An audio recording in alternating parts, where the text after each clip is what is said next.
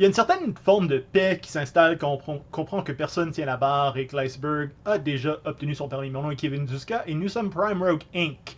Le 4 avril 2025, la Commission canadienne de sûreté nucléaire, la CCSN, a délivré un permis de construction à Ontario Power Generation pour le BWRX-300, un petit réacteur modulaire de première génération, un SMR comme on dirait en anglais, qui n'a jamais été construit ni exploité nulle part dans le monde. C'est un permis qui est valide jusqu'à 2035 puis qui repose sur une évaluation environnementale datant de 2012, qui était conçue pour des technologies complètement différentes et en fait qui a été produite quand j'avais 27 ans. Nice! Aucune mise à jour, aucun nouveau processus de consultation, aucune prise de compte du fait que le réacteur approuvé, en fait, n'existait pas encore à l'époque.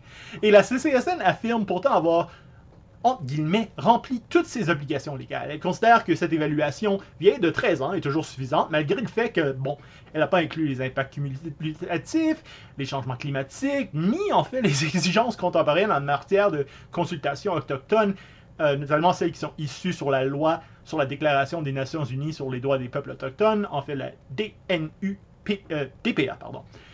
Pire, elle a mis de l'avant une garantie financière de 167 milliards de dollars comme preuve que les risques étaient couverts. Et c'est ici qu'il faut qu'on précise un point qui est très fondamental.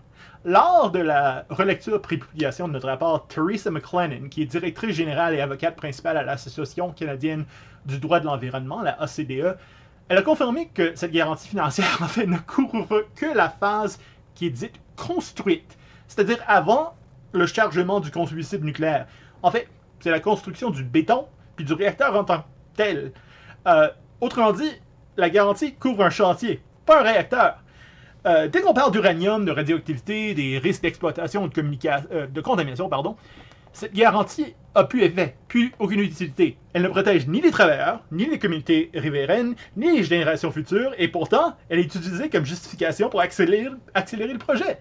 Et c'est pas une erreur administrative, là, c'est un vide réglementaire qui est soigneusement organisé. Parce que ce qu'on a approuvé ici, c'est pas la sûreté, c'est une procédure. C'est un feu vert qui est déguisé en vigilance. Et croyez-moi, c'est pas un cas isolé. Le modèle qui vient d'être appliqué à Darlington, avec une évaluation obsolète, une consultation diluée, puis une autorité déléguée à huis clos, ben, c'est en train d'être répliqué au Nouveau-Brunswick, en Saskatchewan, en Alberta. À chaque fois, on nous dit ben, faites confiance au régulateur. Mais quand un régulateur approuve un réacteur qui est inexistant, basé sur des documents périmés, quand moi j'avais, encore une fois, 27 ans, j'ai 40 ans maintenant, prenez ça en considération. Les risques, essentiellement quand ils apparaissent, les garanties s'évaporent. On parle plus de confiance, on parle de renoncement institutionnalisé. Le BWRX 300 fonctionnerait peut-être ou pas. Peut-être qu'il serait abandonné avant d'être chargé, mais peut-être qu'il deviendra le cas d'école qu'on craint déjà. Mais une chose est sûre, ce permis, tel qu'il est structuré aujourd'hui, va rester comme la preuve qu'on savait, qu'on avait les informations et qu'on a quand même avancé.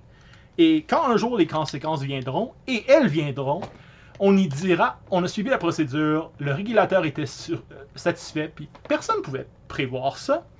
Mais nous, on le pouvait, on l'a vu venir, on a gardé les documents, et maintenant on les publie. Merci.